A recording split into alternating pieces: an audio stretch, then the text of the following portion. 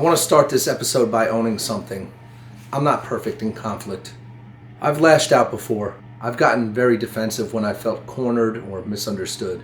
And in doing this analysis of myself, I have to recognize that others are going through the same process, not at the same time. This is not about me calling anybody a villain. It's about me recognizing patterns when they show up and how often I see them reoccurring. Because if I'm being honest, I spent a lot of time trying to help people and not realizing when the helping turned into handcuffs. There's a pattern that I keep running into when I'm in teams, creativity, leadership, or even friends and family. Some people talk a lot about how hard they work. They preach effort, they preach values, they preach fairness, they preach pride. But when you look at all the outcomes, meetings missed, responsibilities dropped, accountability avoided, the story doesn't always match the sermon. And I don't think that's always with evil intent. Generalizations can be very harmful. A lot of the time it's insecurities. People want to be successful, but they often don't know how to sit inside of structure. So instead of producing results, they produce narratives. They talk about the work, but they don't do the work. There's this phrase out there called giver's gain. It's supposed to mean doing the work without keeping score, giving and helping because it's the right thing to do. Trust compounding over time. That part, I believe in it, but there's a twisted version of this. What I call taker's gain, simple contrast. That's when generosity turns into entitlement, when helping turns into leverage, when someone starts using relationships they didn't build, or names they didn't create, and calls it contributions. That's not giving, that's taking, and dressed up really nice. Here's the part nobody prepares you for in leadership. You don't just manage tasks. You manage emotions, fear, ego, anxiety, insecurity, effort, and somehow 2 people out of 10 on average can consume 80% of all of your energy. And that's before even walking into the door and dealing with life at home, which one person can control 90% of your energy. You start anticipating reactions. You start over-explaining. You start carrying stress that isn't yours so other people don't feel uncomfortable. At some point, leadership stops becoming leadership, and a partnership stops becoming a give and take. It turns into extreme emotional labor. That's when it starts feeling suffocating. These feelings aren't a fight or flight. They're a continuum. If we recognize we all go through them, we could fix them. This doesn't just happen at work. Sometimes it shows up with family too. Someone loves you, they want the best for you, but they can't stop preaching.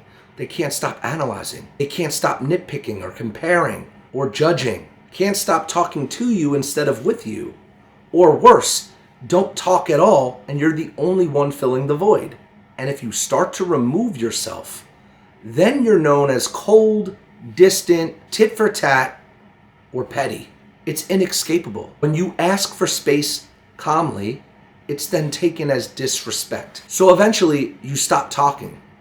And I'm not the person that really talks the least in a room. Only in the last few years have I been more quiet and more alienated from anybody and everybody. It's made my life a living hell. So eventually you just stop talking.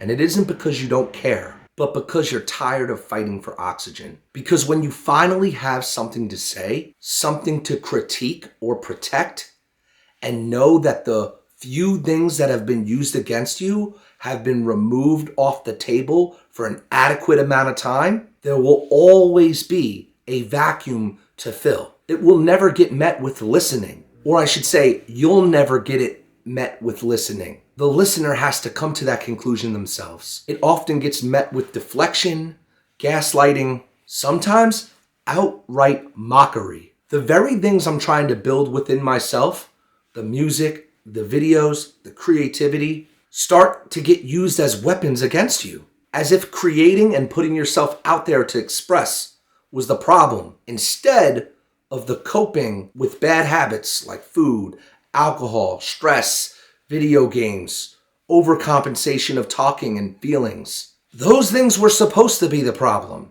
Once removed and replaced with something positive, it will get used against you. That's when the conversation shifts and they become the victim. There's nothing you could say. then you start to get attacked for things that have nothing to do with what you raised. If you let that kind of quiet, passive-aggressive, covert, narcissistic behavior creep inside of you, it doesn't make you louder and right. It makes you smaller and curl back up into a ball. You stop creating. You start to abandon the very things that are your heart, your passion, your release, and the proof that you actually care about something more than yourself, finding your purpose. This is usually when a creator starts to disappear. Not publicly, not dramatically, quietly. You stop making music you love. You stop building. You stop hanging out with friends. You stop moving forward, being vulnerable and putting yourself out there.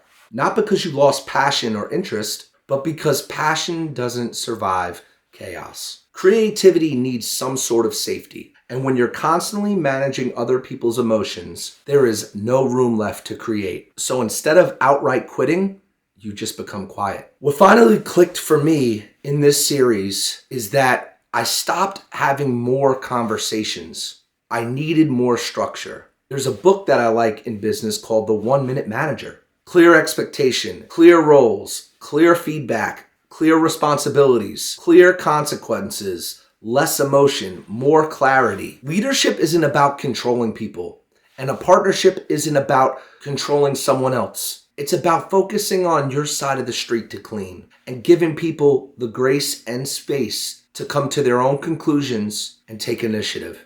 It's about creating structure so that some could rise to the occasion or others could select themselves out. They could remove themselves, or you both could come to the same conclusion that it just does not fit or work anymore. I'll leave a link of that book in my bio below. It's like this thin, small book, very straight to the point and super effective. But instead of reading it to give to others you work with, try to also use it to recalibrate how you work with others. Is that a plane? Here's where I'm landing. I know, corny.